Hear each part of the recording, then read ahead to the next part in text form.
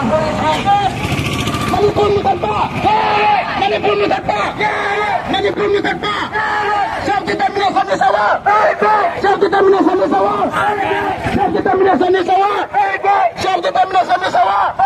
Manipur Mutanpa!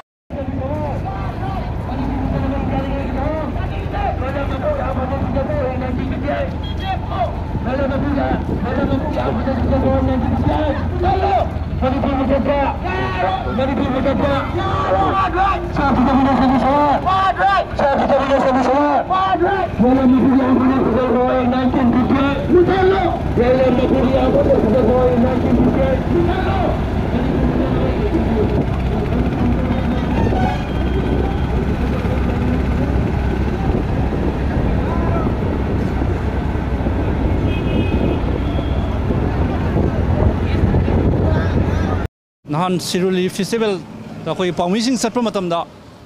अखोई मणिपुर थाबा यारोयना लौथोकपगी मतंगदुदगी ngasi मणिपुरदा असुगी मतिक प्रजासिंग खोइरांग खुसाउनबो लोइनना ngasi इहौ क्या अमा संगसिलई मसिदसु अखोई अमुको ग समिनरिबा लुपसिंग अमुको कोहोर पोइलेलेमरो मैरा पाइबी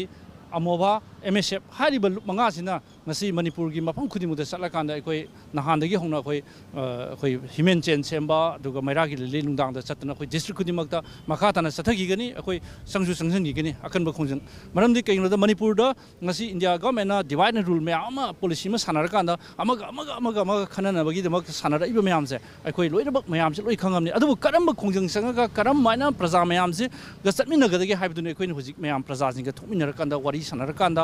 अखोइना करम मोंगदा संजलकांदा इंडिया गवर्नमेंट थेंगनगदगी हाइबदुने अदुना ngasiसे मणिपुरदा लैरिबा प्रजासिंग तंगदु लैतादबा फिवम अमा हौजिक लैरैबिसिंग मतंगदा भारत सरकारगा अखोई सबजाना थेंगनबगी अखोई फिरेपतु लौजबनी मरम अदुना अखोइना प्रजासिंग लोइनना अखोइना ngasi अखोई ह्यूमन चेन सेम्बा अवाबा क्या अदि छात्र छात्री मयाम अखोई लोइनना चटलैसे अखोई वाखलोंदा अखोई करी तौगदगे अखोई लेबाकसी कन्ननबा अखोई अमुकोगा चमिनरबा लुप मंगासिना अखोई थवाई थादोसु इमा लेबाककी हुजिक लैरिबा मणिपुर मुथतपा यारोयसे ममांगदा अमुकोगा चमिनरबा लुपसिंगना ममांगी रिले सिनगिबा मतमदा अखोई मणिपुर मुथतपा यारोयसे अखोई स्लोगान याव लेरमनि मसी अखोई अमुकोगी चमिनरबा लुपसिंगना हाना अखोई मणिपुर मुथलक याय हाइबसे उगिदना ममांगदुदगी अखोई हाना प्रिपरेशन तौजरगा प्रजासिंग एवर्ड ओइनबा प्रजागा खमिनबगी चलिन ngasisu अखोई अमन मणिपुर मुथतपा यारोयसे अखोई स्लोगान गी ममांगदा यावरगा लैबा पोट अमनेबा अदुना हाइना तौरिंगै तंजासिदा मणिपुर मुथतनबगी असौबा लांग अमा हाइतारे ngasi इंडियन आर्मी सिंगदुदा अखोई सावबमदि थोकते मरमदि मखोइना ngamba nate मणिपुर मुथलु कायबसे आर्मी की कर्नेल ब्रिगेडियर नगमनतेब अवांग थाक्तगी लौतुनब यावे है मणिपुर प्रजाना लोई खंगब वानेब अखोइना हेक्ता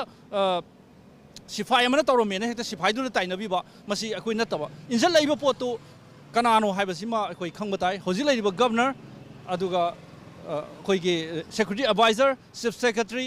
हाइरिब मखोइसिंगसे मरुइबसिंगसे मखोइसिंगसे सब चाबा अखोइ मणिपुर मियामना पराम तबिबम थोइ अदुना मखोइसे याम अथुबा मतमदा मोइसे मसागी फम थादो कांदा अखोइगे इंडिया गवर्नमेंट की मफमदा मखोइ संजर कांदा अखोइ मफम सिदा अखोइ सि तौरे अखोइ सोइग्रे हाबदुमा फजना उल्ला कांदा मणिपुर प्रजा मयामदा मदुगी असोइबदो भारत सरकारना मदु खंगल तारगदी मणिपुर प्रजा सि इंधना तपथना लेबि यानी नत्रिबौदी नोमगी कंखलक्तना हानम चाम मैदुदगी हेना चाखलक्तना मणिपुरदा तंगदु लैतादबा फिबम अमा चाउना मायोनरक याय हाबसे भारत सरकारना मसी सब साना खंबगी मतम अदु यौरे अदुगा हारिब मंगासिना हनम लैतना अखोई संजलिब खोंजंगसिदगी मखा ताना तमना अदुम अखोई हनम लैतना संजलकान मणिपुर मुथतबको मसी अखोई खुदिमकना यानिंगदे हाबसी मसी यानिंगदबा खतना इंडिया अखोई करिगुंबा पराम तमनिबगी मतम यौरकपदुना मरम ओरकान मसी एमएसएफ अमदी ग्रुप मंगाना कोई संसजबनी मदुदा अखोई